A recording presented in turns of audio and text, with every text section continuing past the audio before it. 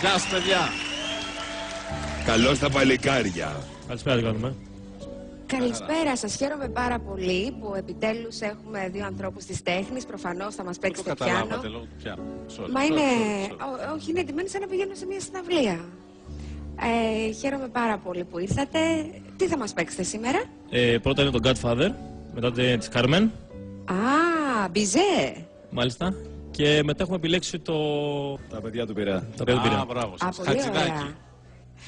Άρα, όπως καταλάβατε, εσείς οι ακαλλιέργητοι, θα ακούσουμε ένα κομμάτι ακάτρεμα, γιατί έχουμε ένα πιάνο, θα μας παίξουν δύο κύριοι, οπότε προφανώς θα ακούσουμε ακάτρεμα.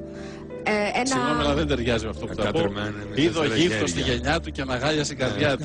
Σε βλέπω σήμερα ενθουσιασμένη. Τέλεια. Και πραγματικά ανυπομονώ να σας ακούσω. Εγώ περισσότερο από όλους. Ευχαριστούμε πάρα πολύ, να είστε καλά. Αρχίζουμε.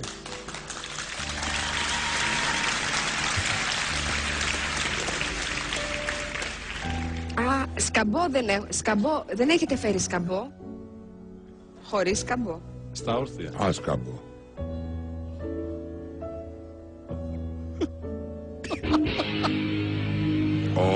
Τι κάνατε?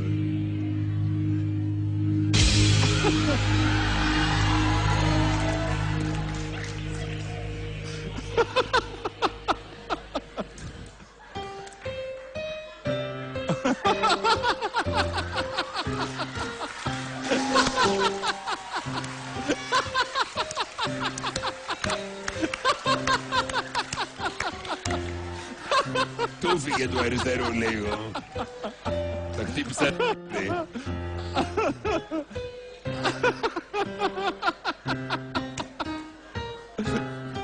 Ευγενία, δεν σε πήγε σήμερα. Ναι.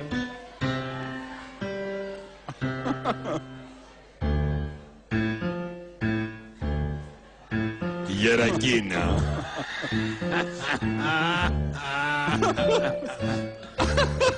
Χορεύεται.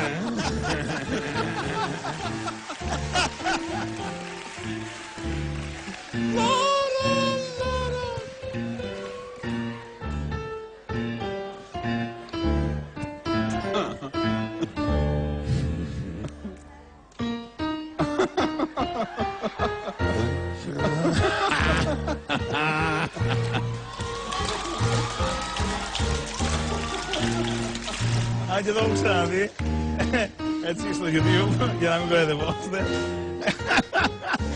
Είναι πολύ καλό και εδώ.